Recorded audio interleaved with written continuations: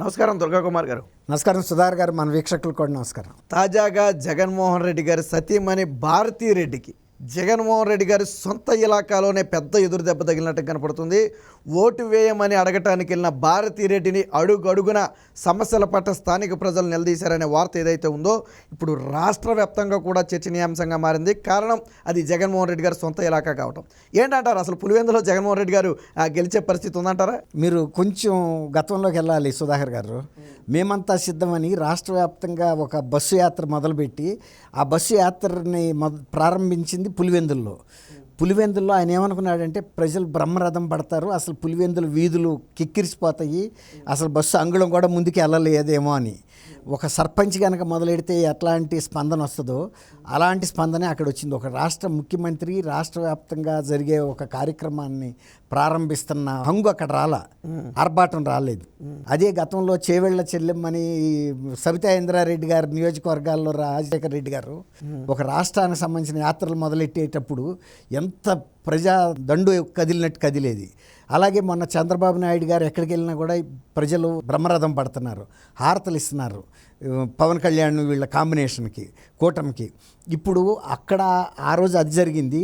తర్వాత కొంచెం ఇంకొక విషయం ఏంటంటే అక్కడ జగన్మోహన్ రెడ్డి గారు బాగా ఆత్మీయులు అనుకున్న వ్యక్తుల్ని ప్రత్యేకంగా పిలిపించుకుంటే వాళ్ళు చెప్పింది ఏంటంటే, మీ కుటుంబానికి మేము తరతరాలుగా సేవలు చేస్తున్నాము, మిమ్మల్ని నమ్ముకున్నాము, మీరు ముఖ్యమంత్రి అయితే కూడా మేము మా గ్రామాల్లో కొన్ని నామినేషన్ పనులు చేశాము, అవి వెంటనే బిల్లులు ఇస్తారు, ఇతర ప్రాంతాల్లో ఎట్లా ఉన్నా మన జిల్లా వరకు మన నియోజకవర్గం వరకన్నా బాగా జరుగుతుంది అనుకున్నాము, పెళ్ళాం పుస్తులు తాకట్టు పెట్టి మేము ఆ పనులు చేశాము, కానీ బిల్లులు మాకు ఇవ్వలేదు, ఇక మీలాంటి వాళ్ళతో మేము ప్రయాణం చేయటం కుదరదని కొందరు మొఖాండాన్ని చెప్పారు. లేదు నేను ఇప్పిస్తా అని చెప్పి వెళ్ళాడు, కానీ అది ఏమీ జరగలేదు.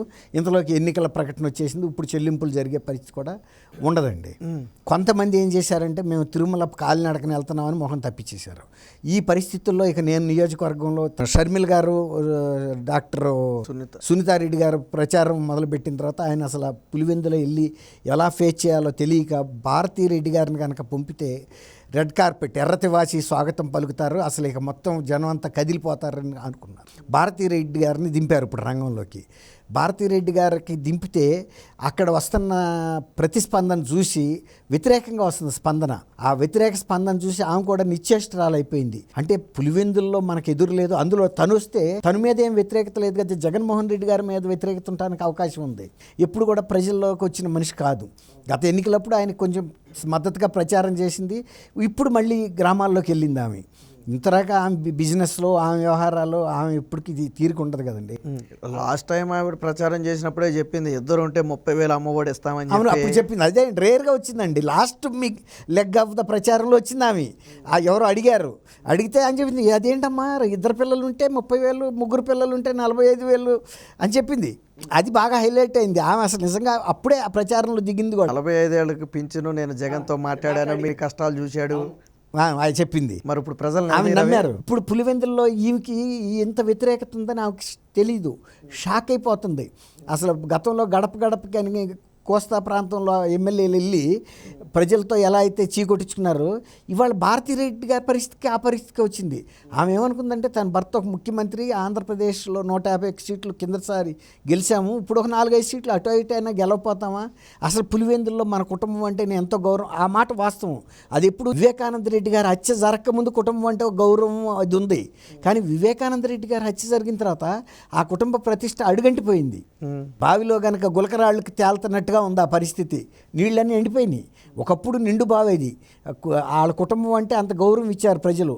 కానీ ఈయన ముఖ్యమంత్రి అయిన తర్వాత అసలైన కుటుంబ విలువలు ఏంటనేది బయట చూశారు వాళ్ళు. ప్రజలు వాళ్ళ కుటుంబాన్ని నమ్ముకున్న వ్యక్తులకి సహాయం చేయలేదు, పలకరించిన పరిస్థితి లేదు, వాళ్ళ చిన్న వర్కులు చేసుకుంటే బిల్లు ఇప్పించలేదు.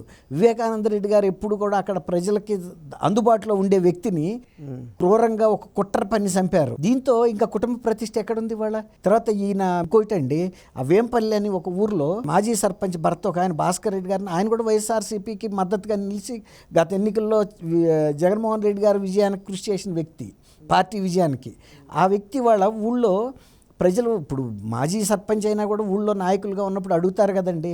అడుగుతుంటే ఊళ్ళో ఒక చిన్న చిన్న బిల్లులు మీరు ఇప్పించలేకపోతున్నాం మేము, మమ్మల్ని అడుగుతున్నారు, మేమే చేయండిరా బాబు ఆ పని, ఏదో ఒకటి ఇప్పిద్దాం, వాళ్ళకి మిగిలేది కూడా ఏముండదు, వాళ్ళు పుస్తులు తాకట్టు పెట్టి వాళ్ళు మా వెనకాల పడుతున్నారు, మేమేం చేయలేకపోతున్నాము, కాస్త మీరన్నా జగన్మోహన్ రెడ్డి గారికి ఎమ్మెల్యేలకి మినిస్టర్కి అందుబాటులో లేకపోతే వేంపల్లి ఎక్స్ సర్పంచ్కి అందుబాటులో ఉంటాడండి. ఈమె వచ్చింది కాబట్టి ఒక ఆడపిల్ల కనీసం ఈ ద్వారా అన్న చెప్దామని ప్రయత్నించాడు ఆయన.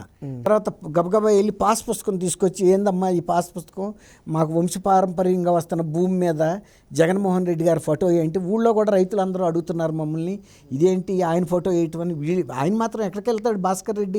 వెళ్ళి ఏమన్నా తాడేపల్లి ప్యాలెస్కి వెళ్ళి ఇట్లాంటి ఫిర్యాదులు గ్రామంలో ఉన్నాయండి, అసంతృప్తి ఉంది, గ్రామంలో చిన్న చిన్న ఇష్యూస్ కూడా పరిష్కరించట్లేదు, తర్వాత ఏమో 16,000 ఇస్తామని కిందసారి చెప్పారు, మీరు ఇస్తుంది 6,000 కదా, మిగిలిన 6,000 కేంద్రం ఇస్తుంది, మీరు ఇస్తుంది 10,000 కదా, అది కనుక మీరు విడిగా 16,000 ఇచ్చుంటే ఆ 6,000 కలిస్తే 22,000 అయ్యేది అని గ్రామంలో రైతులు మమ్మల్ని అడుగుతున్నారు, మేమేం చెప్పాలమ్మా, కనీసం మీరైనా తీసుకురండి అని చెప్పి ఆయన ఆవేదన అంతా చెప్పుకున్నాడు.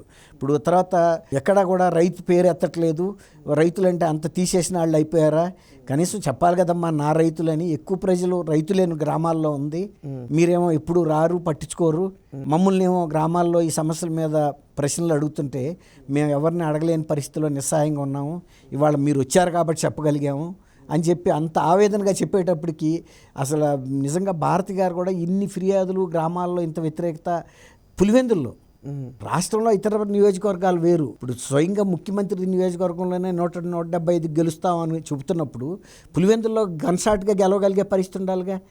మరి ఇవాళ దీనికి తోడు షర్మిల గారు, వివేకానంద రెడ్డి గారు అచల మీద చేస్తున్న ప్రశ్నలకు కూడా ఆమె ఏం సమాధానం చెప్పలేని పరిస్థితి. ఏం చెబుతుంది? ఉన్న వాస్తవాలు వేరేగా ఉన్నాయి, అందరికీ తెలుసు. జగన్మోహన్ రెడ్డి గారు కూడా చెప్పాడు, కడప జిల్లాలో ప్రతి వాళ్ళకి ఈ హత్య మీద వాస్తవాలు తెలుసు అని. వాళ్ళు వాస్తవాలే అడుగుతున్నప్పుడు ఇప్పుడు ఏం చెప్పగలుగుతుంది భారతిరెడ్డి గారు? నిన్న మౌనంగా వెళ్ళిపోతుంది. ఇక 1-2 రోజులు చూసింది అనుకోండి, ఆమె కూడా ఎంతని వ్యతిరేకత. గతంలో గడపకి వెళ్ళిన ఎమ్మెల్యేలు వాపస్ తిరిగి రాలేదా, గోడ కొట్టిన బంతుల్లాగా వచ్చి చెప్పారు, అయ్యా మేము వెళ్ళి ప్రచారం చేస్తే వాళ్ళు అడిగే ప్రశ్నలకు చెప్పలేకపోతున్నాం కాబట్టి మేము దయచేసి మమ్మల్ని వదిలేసేయండి, మేము ఊళ్ళల్లోకి వెళ్ళాం, ఈ వ్యతిరేకత ఫేస్ చేయలేమని. ఇంకా అట్లాగే ఉంటుంది. ఆయన స్వయంగా వెళ్ళా, ముఖ్యమంత్రి గారు తన నియోజకవర్గంలో కూడా అప్పుడు తిరగలా. ఇప్పుడు ఆ వ్యతిరేకత అంతా కూడా భారతి గారి మీదకి వచ్చింది. జగన్ గారికి తెలిసి అంటారా అసలు ఎంత వ్యతిరేకత ఉందని భారతిరెడ్డి చెప్పుద్దంటారా? ఎందుకు చెప్పదండి, అసలు మీడియాలో వైరల్ అయిపోతుంటే ఆయన రాక ఎందుకు వెళ్ళదు? భారతి గారు వెంటనే ఫోన్ చేసి చెబుతుంది. ఎక్కడుండో భార్యాభర్తల మధ్య అయితే ఫోను ఇతరులు ఎత్తకపోవచ్చు కానీ భార్య ఎత్తకుండా ఉంటాడండి, అందులో అక్కడ ఆ నియోజకవర్గం నుంచి చేస్తుంది. ఆమె ఇక్కడ పులివెందుల్లో ఉన్న విషయం ఆయనకి తెలుసు కదా, ప్రచారంలో ఉందని. ఆమె హైదరాబాద్లో ఉందని ఆయన అనుకోడు కదా. పులివెందుల్లో ప్రచారం జరుగుతుంది కాబట్టి ఏదో చెప్పడానికి ప్రయత్నిస్తుంది అన్నప్పుడు చెబుతుంది. అన్ని ఊళ్ళల్లో వ్యతిరేకత వస్తుంది, అన్ని వర్గాల్లోనూ ఇది అన్నీ అడుగుతున్నారు, ఏం చేయాలి అని. ఆయన ధైర్యస్తుడండి. ఆయన మొత్తంగా షిప్ మునిగిపోతున్నా కూడా ధైర్యంగానే ఉంటాడు. చివరి హైట్ మీదకి వెళ్ళి నుంచుంటాడు, ఇంకా ఒక అరగంట సేపు అన్నా ఉండకపోతానా అని. మునిగిపోతానని తెలిసినా కానీ ఆయన గంభీరంగానే ఉంటాడు. అది ముఖ్యమంత్రిగా ఆయన నేర్చుకున్న ఒక ఇదన్నమాట అనుభవం.